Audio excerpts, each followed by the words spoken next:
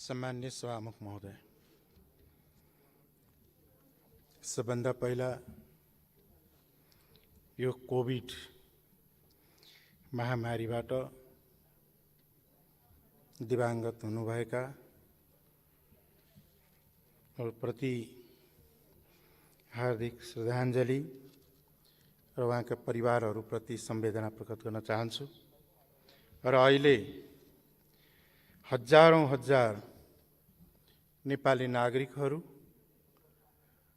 कतिपय नागरिकहरू उपचारका अभावमा, बेडका अभावमा, औषधिका अभावमा छटपटाइरहनु भएको छ। उहाँहरूको समेत शीघ्र स्वास्थ्य लाभको कामना गर्दछु। WHO ले 1 वर्ष अगाडि नै नेपाललाई वार्निङ दिएको थियो कि नेपालमा ठूलो खतरा आउँदैछ र कोभिडको खतराको जोनमा छ। तर सरकारले त्यो व्यवस्था गर्यो। सरकारले गर्नुपर्ने तयारी केही पनि गरेन, जसको परिणाम आज हस्पिटलमा बेड छैन, बरैनामा सुत्या छन् मान्छे, बिमारीहरू। औषधिका अभावमा औषधि पाइएन भने रोएर परिवारहरू छटपटाइरहेका छन्, बिमारी मरिरहेका छन्। यो घटना दिनहुँ पाइरहेछ। यसरी सरकारले ध्यान दिनु पर्थ्यो कोरोना महामारीतर्फ। त ध्यान कहाँ गयो त भन्दाखेरि अयोध्यातिर, चितवनमा अयोध्या खडा गर्नेतिर, रामको रथयात्रातर्फ। त्यसले कोरोना निको हुन्छ। मतलब प्रचण्डजी खुसी हुनुहोला भनेको त उहाँले पनि दुःखै व्यक्त गर्नुभएको छ। चितवनमा पर्दाखेरि पनि त्यो आवश्यकता होइन, आजको आवश्यकता यो। र जहाँ तक सवाल छ कि सभामुख महोदय, यो 3 वर्ष समझदारी त प्रधानमन्त्रीले गर्नुहुन्छ।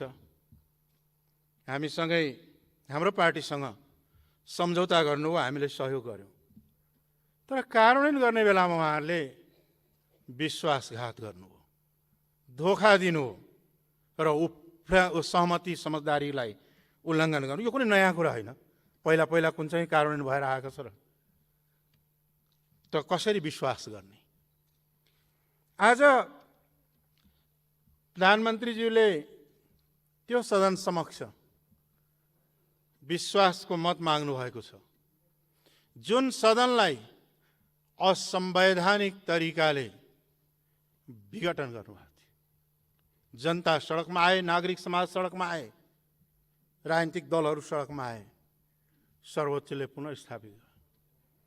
पुनर्स्थापित भइसकेपछि पनि एउटा मिटिङमा हामी धेरैजना थियौँ, पूर्व प्रधानमन्त्रीहरू पनि हुन्थ्यो। यो सदनको त कामै छैन, संसदको यो आवश्यकतै छैन, यसलाई जति चाँडो हटाइदिउँ भन्नुभएकै संसदमा यहाँ आज विश्वासको मत माग्नु भएको छ। जुन संसदमाथि यहाँको खुद विश्वास छैन, त्यो संसदमा यहाँले विश्वासको मत आवश्यक कसरी गर्नु, कसरी मत दिने? र अर्को कुरा, नेपाल संघीय लोकतान्त्रिक गणतन्त्र हो। संघीय लोकतान्त्रिक गणतन्त्र नेपाल निर्माणका लागि हजारौं हजार सपुतले बलिदान दिएको छ। संविधानमा स्थापित भएको छ। भले यसमा त्रुटि छन्, यसमा हाम्रा रिजर्भेसनहरू छ। सम्माननीय प्रधानमन्त्रीज्यू, यहाँकै क्याबिनेटले निर्णय गर्नुहुन्छ संघीय लोकतान्त्रिक गणतन्त्र लेख्न पाइँदैन भनेर। यो के हो? यो संघीयतालाई समाप्त पार्ने खेल होइन। यहाँले बोल्नु भएको छ संघीयता भनेको यहाँ केन्द्रको इकाइ मात्रै हो, बढ्ता फुर्ती नदेखाऊ भनेर। संघीय प्रणालीमा प्रदेशहरू, प्रोभिन्सहरू पार्टनर हुन्छन्, पार्टनर हुन्छ, सहकारी गर्ने हुन्छ। त्यो चाहिँ के छ भने भागीदारहरू हुन्छ। यहाँले संसदीयताको विकृत रूप प्रस्तुत गर्नु, त्यति मात्रै गर्नु भएन। प्रदेशहरूले संविधानकै एकल सूचीमा पाएका अधिकारहरूलाई कानुन बनाएर प्रदेशबाट खोज्ने काम गर्नु हो। जस्तो भूमि सम्बन्धित वन सम्बन्धित अहिले पनि मुद्दाहरू सर्वोच्चमा परिरहेका छ। अनि संहितालाई समाप्त पार्ने, समावेशिता, सबभन्दा न्यून समावेशिता यही 3 वर्षमा भएको छ। यहाँले गरेका नियुक्तिहरू भएकाहरू पल्टाएर हेरे हुन्छ। यहाँले समावेशितालाई समाप्त पार्ने रचना गर्नुभयो। त्यसै सालमा गएर यो संविधानलाई समाप्त पारेर सङ्घीय गणतन्त्रलाई नै धरापमा पार्ने खेल भयो। के यो सङ्घीय लोकतान्त्रिक गणतन्त्र कसैले दानमा या कसैले यो चाहिँ तस्तरीमा राखेर दिया हो र? यो बलिदान, त्याग बलिदानबाट प्राप्त भएको उपलब्धिलाई चाहिँ के छ भन्दाखेरि धरापमा पार्ने कार्य गर्नका लागि र पछि गएर यसलाई समाप्त पार्नका लागि यहाँका विश्वासको मत दिने हो र? अब अर्को सेक्टरमा हेर्दाखेरि राष्ट्रिय समस्याहरू हाम्रा मुलुकमा छन्। हाम्रा मुलुकमा मधेसीहरूको समस्या छ, आदिवासी जनजातिका समस्याहरू रहेका छन्, दलितका समस्याहरू रहेका छन्, महिलाका समस्याहरू रहेका छन्, थारू समुदायका समस्याहरू रहेका छन्, अल्पसङ्ख्यक समुदायका समस्याहरू रहेका छन्। यी समस्याहरू राष्ट्रिय समस्याहरू हुन्। यसलाई समाधान गर्ने प्रयाससम्म 3 वर्षमा गरिएन। यी राष्ट्रिय समस्याको समाधान गर्नु न प्रयास भयो, न चाहिँ के छ भन्दाखेरि सङ्घीयतालाई संस्थागत गर्नुको सट्टा यसलाई उखलेर फाल्ने र कमजोर पार्ने चेष्टा गर्नुभयो। मुलुकलाई दिएको यही हो। अब यस सँगसँगै चाहिँ के भन्दाखेरि अब मधेसको कुरा गरौँ। अहिले अलिअलि मधेसीहरूलाई फकाउनु खोज्दै हुँदो रहेछ। यहाँ नै हो नि त, हामी सबै मधेसीहरू बसेका थियौँ। यो समतल भूमि देख्नेदेखि मधेस भन्नुहुन्छ, ओ युपी बिहारतिर मधेस छ भन्नुहुन्थ्यो। युपी बिहारै फेरि देखाइराख्नु भएको छ कि नेपालमा मधेसको मधेस नेपालको अभिन्न हो, युपी बिहार मधेस होइन। अर्को कुरा, मधेस आन्दोलन हुँदाखेरि यो सबभन्दा बढी तुलनात्मक रूपले मानिसहरू मारिएका छन्, गोली लागेका छन्, जुन बेला यहाँ संविधान निर्माणको बेलामा जुन प्रधानमन्त्री भएको बेलाको, त्यति बेलै सबभन्दा बढी मुद्दा लागेका छन्। त्यति बेलै लगाएका मुद्दामा अझै पनि चाहिँ के छ भने जेल नेल भोगिरहेका छन्। त्यो बेला यहाँको अभिव्यक्ति एउटा के थियो, 2-4टा आँप झरेर त्यही आँप खुवाउनुहुन्छ अहिले मधेसीहरूलाई। 2-4टा झरेको आँप, त्यो आँप झरेको हुँदाखेरि के हो भन्दाखेरि यहाँले अर्को कुरा स्वास्थ्यकै क्षेत्रमा हेर्ने हो भने हालै चर्चामा आएका छन्। स्वास्थ्य मन्त्रीजी पनि हुनुहुन्छ, सुनिरहेको छु। सत्यता के हो? कमिसनका कारणले, करोडौँ कमिसनका कारणले भ्याक्सिन आएन। हामीलाई पहिलो खोप त लगायौँ, 8 हप्ताभित्र दोस्रो खोप लगाउनु पर्थ्यो। खोइ त कति हप्ता बितिसक्यो, अब त्यसको के एक्सन हुन्छ भन्दाखेरि कमिसन नपाएका कारणले, अब कसले गरे अब छानबिन भएको छैन, कमिसनका कारणले, नपाएका कारणले, कुरा नमिलेका कारणले भ्याक्सिन समेत रोकिएको छ। भ्याक्सिन समेत आउन पाएको छैन। यतिको खेलवाड जनताको जीवनसँग गर्ने सरकारलाई कसले विश्वास गर्छ? कसले विश्वास गर्ने? के आधारमा विश्वास गर्ने? आज त्यो कुनै आधार छैन। अर्को कुरा के छ भन्दाखेरि संसद चल्दा चल्दै यो विधेयक अधिवेशन योभन्दा अगाडि गएको थियो। त्यो विधेयक अधिवेशनमा सरकारको कर्तव्य हो विधेयकहरू प्रस्तुत गर्ने, तर एउटा पनि विधेयकमा प्रस्तुतै नगरिकन, एउटा पनि विधेयकमा छलफल नगराइकन, सभामुख शुद्धलाई जानकारी नदिकन संसद अन्त्य गर्यो। अन्त्य गर्ने बित्तिकै उहाँ चाहिँ अध्यादेश आयो। यसको अर्थ के हो भन्दाखेरि संसदीय लोकतन्त्रको अभ्यास, संसदीय प्रणालीलाई वास्ता नगरेर अध्यादेशको मार्फतबाट शासन गर्ने भनेको स्वेच्छाचारी र निरङ्कुशताको प्रकाष्ठा हो। के त्यसको लागि मतदान गर्ने, पक्षमा मत दिने? आज अरू त कुरा छोडिदिउँ, ट्रान्सप्यारेन्सी इन्टरनेसनलको एउटा रिपोर्ट छ जो यहाँ सबैलाई थाहा भएको कि नेपाल यस्तो देश हो जहाँ सरकारले नै भ्रष्टाचारलाई ढाकछोप गर्छ भनेर राष्ट्रिय जगत के अन्तर्राष्ट्रिय जगतमा पनि त्यसमा चाहिँ के छ भन्दाखेरि भएका छन्। विकासको कुरा गर्नु छ। अब यहाँहरूकै रिपोर्टहरू मैले हेरिरहेको थिएँ। आयोजनाहरू अत्तो पत्तो छैन, डिजाइन पनि भइसकेको छैन, बजेट पनि छैन, हतार शिलान्यास प्रचार हुन्छ। अनि पूर्वाधार निर्माण नै छैन। अनि चाहिँ के छ भन्दाखेरि उहाँ कम्प्लिटै भएको छैन। त्यो कम्प्लिट गर्ने कम्पनीले भनिरहेको छ भाइ यो 1.5 वर्षमा कम्प्लिट हुन्छ, अहिले भएकै छैन भन्दाखेरि हतार हतार उद्घाटन हुन्छ। इनकम्प्लिट आयोजनाको उद्घाटन र बजेट बिना, व्यवस्था बिनाको चाहिँ के शिलान्यासलाई विकास भनिँदैन। त्यो विकास, त्यसको अर्थ रहन्न प्रधानमन्त्रीज्यू। अनि नागरिकताका सवाल, नागरिकता ऐन विधेयक पहिल्यै संसदमा प्रस्तुत भएको थियो।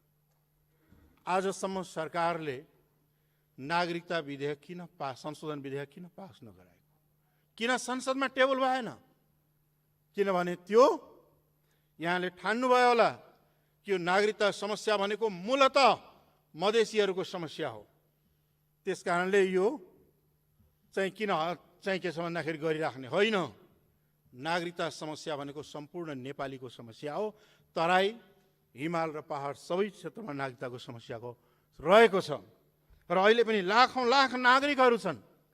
तिनका समस्याको समाधान गर्नका लागि संविधान संशोधन विधेयक चाहिँ के छ भन्दाखेरि आएको, तर त्यो अहिलेसम्म चाहिँ के छ भन्दाखेरि कतै पनि त्यसलाई कार्यान्वयन गर्नका लागि संसदमा प्रस्तुत गरिएन र चाहिँ के छ भन्दाखेरि त्यो अहिलेसम्म किन गरिएन? अहिले त्यसले गर्दा नागरिकहरू, मुलुकका बाउ पनि नागरिक, आमा पनि नागरिक, बुवा जन्मिएको नेपालमा भनेर जन्मसिद्ध नागरिकता, आमा पनि नेपालमै जन्मिएर नागरिकता लिएको, जन्मसिद्ध नागरिकता, छोराछोरी कसरी चाहिँ गैर नागरिक भए? यस्तो परिभाषा कहाँ छ र दुनियाँमा? त्यसलाई अन्त्य कहिले गर्ने हो भन्ने त्यो एउटा गम्भीर सवाल अझै पनि चाहिँ के छन् अगाडि छँदैछ। अर्को चाहिँ के छ भन्दाखेरि यस्ता आइरहेका छन् समस्याहरू, एउटा गम्भीर रूपले यी समस्याहरू देखिएका छन्। अर्कोतर्फ के हो भन्दाखेरि संसद, योभन्दा अगाडि सांसदहरूको अपहरण प्रशासनका केही पूर्व प्रशासक र प्रशासक लगाएर हो। यी सांसदहरू बसिरहनु भएको छ। मुद्दा दर्ता गर्न जाँदा शुद्ध चाहिँ के छन् अपहरणमा परे, मेरो मुद्दा दर्ता गरिदियो भन्दा पनि दर्ता गर्न नदिने, पछि गएर त्यसलाई पेन्डिङ गर्ने, यस्तो किसिमको व्यवस्थामा कसरी सुशासन हुन्छ? आज यो 3 वर्षमा निर्मला पन्तदेखि लिएर त कति हो कति, सबभन्दा बढी बलात्कार र हत्या हिंसाका घटनाहरू, दलितका चाहिँ के छ हिंसाहरू, महिला हिंसाहरू र चाहिँ के छ भने असुरक्षाका सबभन्दा बढी घटनाहरू घटेका छन्। राज्यको पहिलो कर्तव्य नै जनताको जीवधनको रक्षा गर्नु हो, तर त्यो कार्य यो घटनाक्रमले हेर्दाखेरि सरकार जनताको सुरक्षा दिनमा असफल सिद्ध भइसकेको छ। आज कुनै ठाउँमा पारदर्शिता छैन। आज विधि र प्रक्रियाका आधारमा शासन प्रणाली चल्नुपर्ने हो, तर आजकल एउटा नयाँ वर्डहरू धेरै पपुलर भएको छ। त्यो के हो भने सभामुखज्यू, सेटिङ भन्ने शब्द, जहाँ पनि सेटिङ छ भन्ने छ, जहाँ गयो उहीँ सेटिङ। यो सेटिङ शब्दबाट, यो सेटिङ प्रक्रियाबाट चल्ने शासन प्रणाली लोकतान्त्रिक हुँदैन। लोकतन्त्रमा विधि, संविधान, विधि र प्रक्रियाबाट सञ्चालन हुने र त्यसभित्र टेकेर अगाडि बढ्ने प्रणाली हो। निश्चित रूपमा पनि अहिले पनि चाहिँ के छ भने आज संसद त बसिरहेका छौँ, तर आउने दिनमा बस्ने हो कि नबस्ने हो यो आशंका छ। यो बेला वास्तवमा भन्ने हो भनेदेखि नियमित अधिवेशन हुनु पर्थ्यो। नियमित अधिवेशन बोलाउनलाई सरकारले सिफारिस गर्नु पर्थ्यो र त्यही चाहिँ के छ भन्दाखेरि यो प्रस्ताव राख्नु पर्थ्यो। प्रधानमन्त्रीले विशेष अधिवेशन बोलाएको संसदीय प्रणालीमा त्यस्ता उदाहरणहरू बिरलै पाइन्छ, तर त्यो कार्य भएको छ।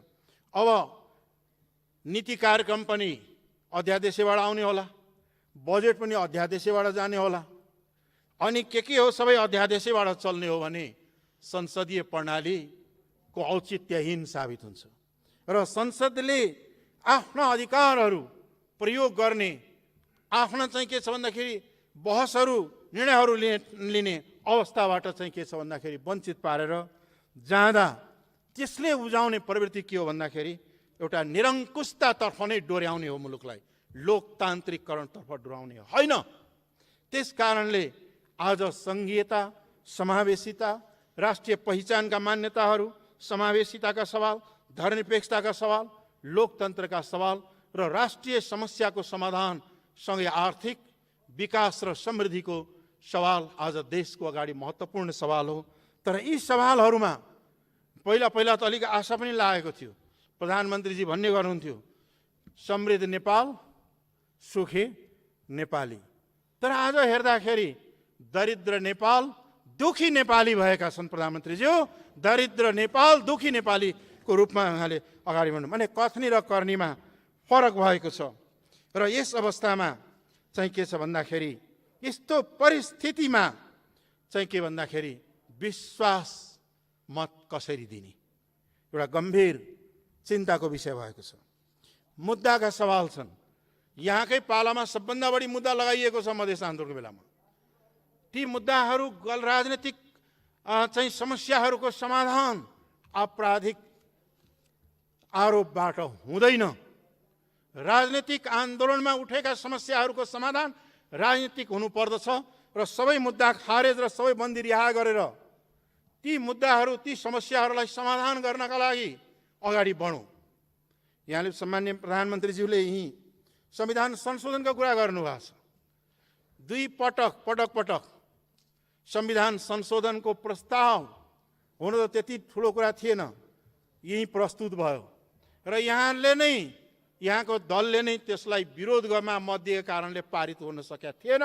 त्यो अझै पनि हामी ताजा छ, हाम्रो दिमागमा छ। यहाँहरूकै सरकारमा हुँदाखेरि पनि संविधानलाई एकदम त्रुटिपूर्ण छ, यसलाई संशोधन गरौँ, सुधारौँ, यसलाई परिमार्जन गर्नका लागि एउटा चाहिँ के छ भने कन्स्टिट्युसनल कमिसन बनाऊ, के अरे एउटा कमिसन बनाएर चाहिँ के अरे सुझाव लिउँ र अगाडि बढौँ भन्दाखेरि यहाँले यो संविधान संशोधनको कुरा गर्दा त मादल बजाउन थाल्छ। आजकल त प्रधानमन्त्री आफै मादल बजाउनु भएछ त, अरूले त बजाओस् नबजाओस्, के आइपर्यो त्यस्तो? कान चाहिँ के कसलाई सुनाउनु पर्ने हो त्यस्तो? त्यस कारणले यस्ता कुराहरू चाहिँ के हुन् भन्दाखेरि विश्वासै नलाग्ने कुराहरू अगाडि आएका छन्। र यो विधि प्रक्रियाबाट नभइकन अध्यादेशबाट शासन चलाउने तरिकालाई त्यागौँ, संसदीय परम्परा, मूल्य र मान्यतालाई आत्मसम्मान गरौँ, अगाडि बढ्न सिकौँ र बढ्ने प्रयास गरौँ, जुन प्रधानमन्त्रीज्यूबाट हुन सकेको छैन। त्यस कारणले हाम्रो चाहिँ के हो छ भन्दाखेरि हामीले चाहिँ यहाँलाई राख्नुभएको विश्वास मतलाई हामी सम्मान गर्न सक्दैनौँ, मत दिँदैनौँ। हाम्रा पार्टीका साथीहरूले चाहिँ के भन्दाखेरि यो विश्वास मतको विरुद्धमा मतदान गर्ने र विकल्प खोज्ने बाटोतर्फ अगाडि बढिसकेको कुरा अवगत गराउन चाहन्छु। हवस् त, धन्यवाद।